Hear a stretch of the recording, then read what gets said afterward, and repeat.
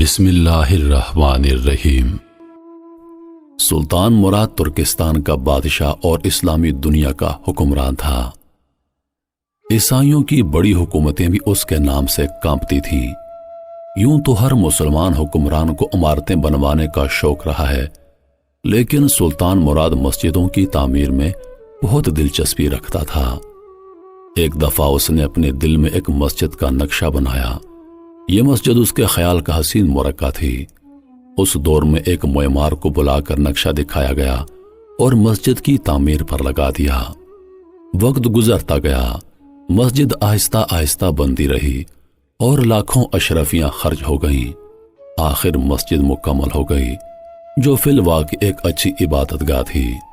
معمار بڑے دعوے کے ساتھ بادشاہ کے حضور حاضر ہوا اور عرض کی، حضور مسجد تیار ہے، ملاحظہ فرمائیے۔ بادشاہ نئی مسجد دیکھنے کے لیے گیا۔ مسجد کو ہر طرف سے دیکھا، اوپر سے، نیچے سے، شمال و جنوب سے، مگر اتفاق دیکھیے کہ اچھی عمارت اپنے تقاضے کے لیے بادشاہ کی پسند کی منتظر ہے، مگر بادشاہ ہے کہ اسے یہ عمارت قطعاً پسند نہیں آئی۔ وہ اپنے آپ کو سنبھالنے کی کوشش کرنے لگا۔ آخر جب سنبھل نہ سکا تو حکم دیا، معمار کا ہاتھ کاٹ دیا جائے۔ یہ حکم ملنا تھا کہ جلاد نے فوراً ہاتھ کاٹ دیا۔ معمار کو یہ سزا بلا وجہ ملی تھی، اسے اور تو کچھ نہ سوجھا۔ وہ سیدھا قاضی کی عدالت میں جا پہنچا اور دعویٰ دائر کر دیا۔ قاضی نے بادشاہ کو حاضر کرنے کا حکم دیا۔ جب بادشاہ حاضر ہوا تو عدالت میں معمار بھی کھڑا تھا۔ بادشاہ یہ دیکھ کر گھبرا گیا۔ قاضی نے بادشاہ کے بیانات لیے اور حکم دیا، بادشاہ کا بھی ہاتھ کاٹ دیا جائے۔ اس ہاتھ سے بھی خون گرنا چاہیے تاکہ وہ آئندہ غلط فیصلے سے پرہیز کرے۔ بادشاہ نے قاضی کا فیصلہ سنا تو اپنا ہاتھ آگے بڑھایا۔ معمار نے دیکھا تو اس کی چیخیں نکل گئیں اور بولا، میں نے انصاف پا لیا، میں نے انصاف پا لیا۔ میں بادشاہ کو اپنا خون معاف کرتا ہوں اور کسی دباؤ کے بغیر بادشاہ کو بخشتا ہوں۔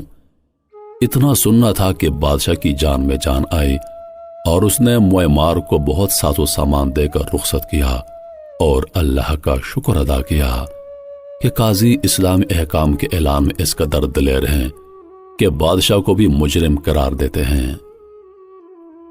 دوسرا واقعہ، دو آدمی قاضی کی عدالت میں کھڑے تھے۔ ان میں سے ایک نے دعویٰ کیا کہ میں نے اپنے ساتھی کو مال بطور امانت دیا تھا۔ جب میں نے مطالبہ کیا تو اس نے دینے سے صاف انکار کر دیا۔ قاضی نے مدعی علیہ سے امانت کے متعلق پوچھا تو اس نے کہا، میں نے مال لیا ہی نہیں، یہ جھوٹ بول کر مجھے بدنام کر رہا ہے۔ اس کے پاس کوئی دلیل ہے تو پیش کر دیں، ورنہ میں قسم دینے کے لیے تیار ہوں۔ قاضی نے مدعی سے پوچھا۔ مدعی نے جواب دیا، یہاں سے کچھ فاصلے پر ایک درخت ہے، ہم نے پہلے اس کے سائے میں بیٹھ کر کھانا کھایا اور پھر میں نے اپنا مال اس کے سپرد کر دیا۔ قاضی نے کہا، تم ابھی وہاں جاؤ، شاید تمہارا مال وہیں کہیں پڑا ہو۔ اس جگہ کا جائزہ لے کر سیدھا میرے پاس آنا۔ وہ شخص چلا گیا۔ قاضی نے مدعی علیہ سے کہا، اپنے ساتھی کی واپسی تک میرے پاس بیٹھے رہو۔ وہ چپ چاپ وہاں پر بیٹھا رہا۔ قاضی دیگر مقدمات نمٹانے میں مصروف ہو گیا۔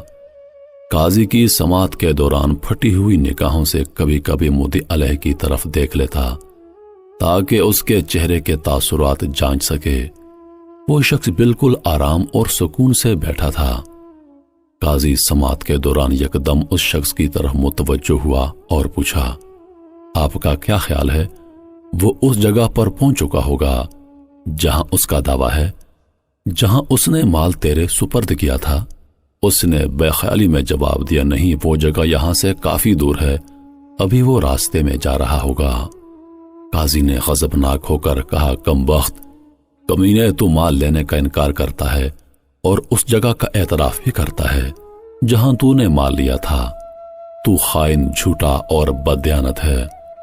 وہ اچانک یہ جملہ سن کر خوف سے کانپنے لگا اور اس نے اپنے جرم کا اعتراف کر لیا اور امانت واپس کر دی۔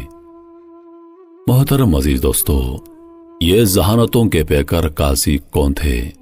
یہ خدا ترس امیر المومنین عمر بن عبد العزیز کے انتخاب کردہ قاضی ایاس بن معاویہ تھے۔ ایاس بن معاویہ کی ذہانت ضرب المثل تھی۔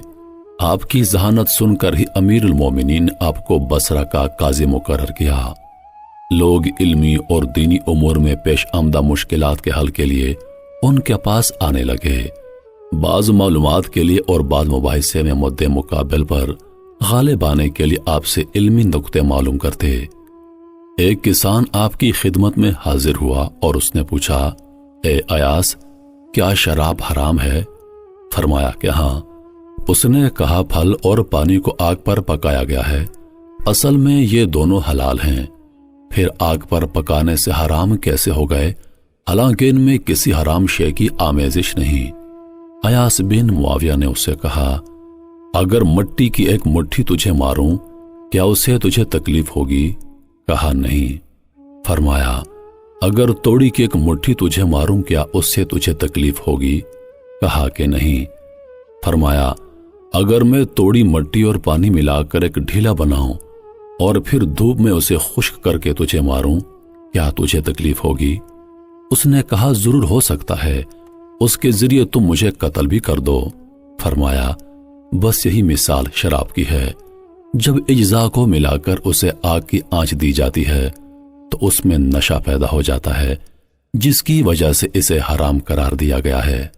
محترم ناظرین، یہ تھی مدینہ کی ریاست، یہ تھا اسلام، یہ تھی اسلامی عدالت اور یہ تھے اسلامی جج۔